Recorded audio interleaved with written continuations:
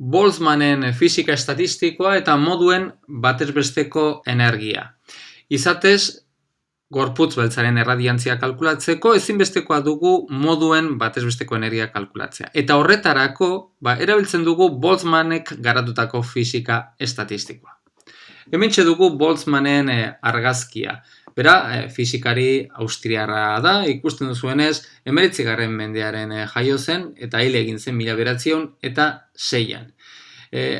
Austrian jaio, baina hil egin zen Italian, eta izatez bere burua hil egin zuen. Ez dago argi zeintzuk izan ziren honen arrazoiak, baina batzuen ustez, dirudienez, berak jasotako depresio batengatik izan zen, eta honen jatorria izan zitekeen bere teori zientifikoak ez zirela onartuak komunitate zientifikoengatik.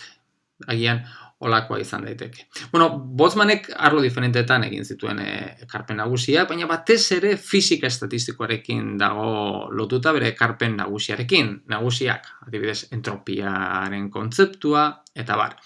Berak, magnitude termodinamikoetan lan egiten dugu kantitate makroskopikoekin. Hau da, sistema osoak duen volumena, sistema osoaren gaineko presioa, sistema osoak duen energia adibidez. Eta berak ulertu nahi zuen zein den sistema oso horrek arditzaken balioen jatorria. Eta bera jarri zuen ideia bat proposatu zuen nola sistema horrek osotzen duen entitate, mikroskopikoekin lotutako kantitateekin lotu egin daitekela sistema oso horrek erakusten dituen kantitate makroskopikoak.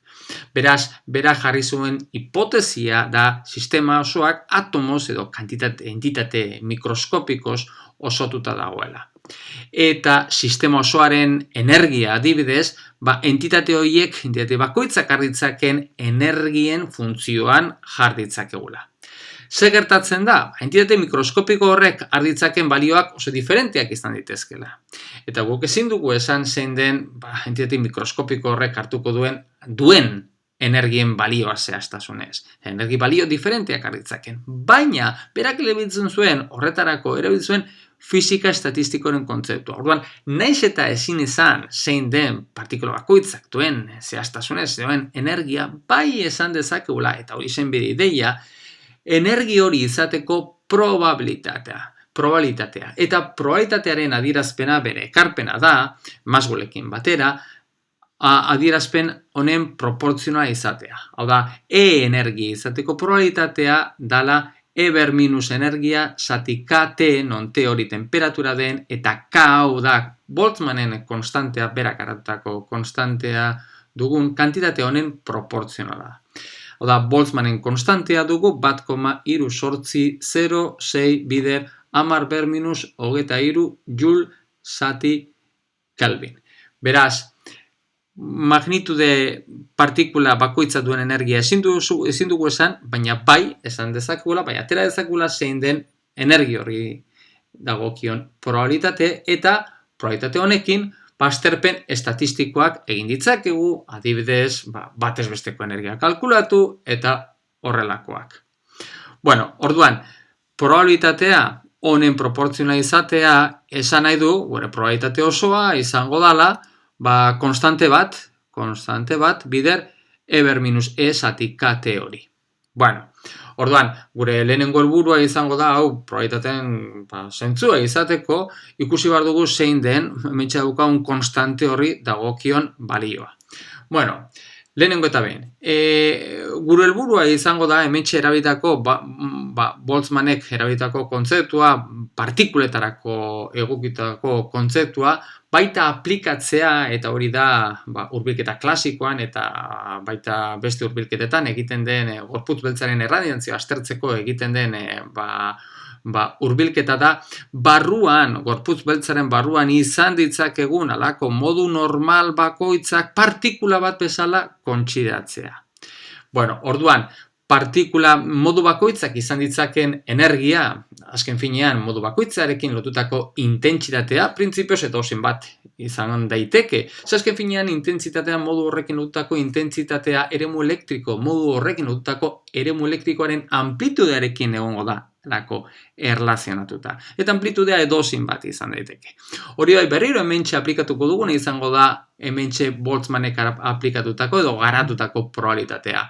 Eta magnitude edo kontzeptu estatistikoak erabiliko ditugu modu bakoitzarekin lotutako batezbesteko energia hori kalkulatzeko. Orduan, modu normalekin lotutako energiari dagokion probabilitatea hau dala kontxiatuko dugu. Bueno, orduan, azterpen estatistikoak egiteko lehenengo eta behin, aztertu beharko dugu zein den probabilitateari dagokion azterpen edo adierazpen zehatza. Eta adierazpen zehatza uste dugu, baina hori adierazpen zehatza izateko, ezinbesteko dugu aztertzea zein den hementxe daukagun konstante horri dagokione balioa, bai? Bueno, horretarako, hementxe daukagun probabilitatearen zentzua izateko, energi guztien egindako integrala, probabilitatearen integrala, probabilitatearen batura, azken finean batekoa izan behar du. Beraz, hau izatea espero edo dugu. Horrek ze esan nahi du?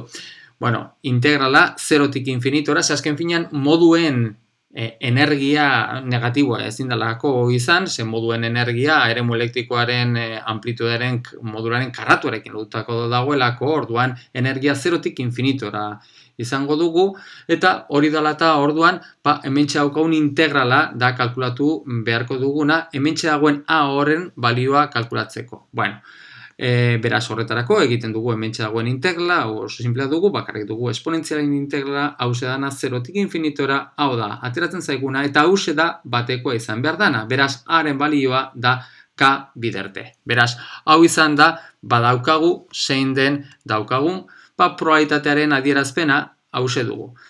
Probabilitatearen adierazpena hause dugu, ja, normalizatuta eta guzti. Bueno, hementxe ikusten duzuen ez, hementxe dagoen energiaren balioa, zerotik infinitora ez bada, edo jarraitua ez bada, hementxe daukagun bezala, hementxe bai sartzen dugun kontzeptua da energien balioa, modu normalen energien balioa jarraitua izan daiteke. Eta hori erabat normala da, ze berriro esaten dugun bezala, modu normalekin lotutako energia eremu elektrikoaren modulen karratuaren proportzional dugulako, eta hori edozein bat izan daitekenez, beraz, balio jarraituak arditzakelaren hipotesia sartzen ari gara, baina erabat ulergarria dana. Bueno, orduan, behin eta ja probabilitatearen adierazpena izan da, oraintxe egingo duguna izango da, aztertzea, zein den probabilitate hori erabilita, dagokion modu normalaren energien batez bestekoa. Eta horretarako, egin beharko duguna izango da, energien batez bestekoa kalkulatzeko, egin beharko duguna izango da, energia, bider energia horri dagokion probabilitatearen integrala egin. Eta energien balioak doaz zerotik infinitora.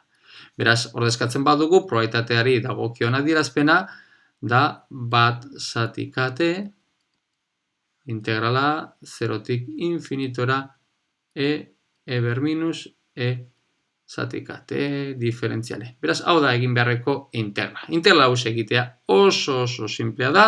Hementxe horretarako erabiltzakegu zatikako metodoa eta horretarako hori u dugu eta hementxe daukagun bestea izango dugu diferentzial v, eta horrela jarraituz, zatikako metodoa aplikatuz, eta integrala zerotik infinitora eginez, energiaren batez bestekoa, aterako zaigu, K biderte. Beraz, badakigu zein den, energiaren batez bestekoa kalkulatzerakoan, K biderte ordezkatzearen jatorria. Beraz, egiten duguna, modu normalen energien batez bestekoa kalkulatzeko, egin duguna izan da, aplikatu zuzenean, fisika orduko garai horretan, horren pilpilian zegoen teoria bat, kantitate makroskopikoak, ikuspegi mikroskopikotik aztertu ahal izateko, Maxwellek garatutako fisika estatistikoa.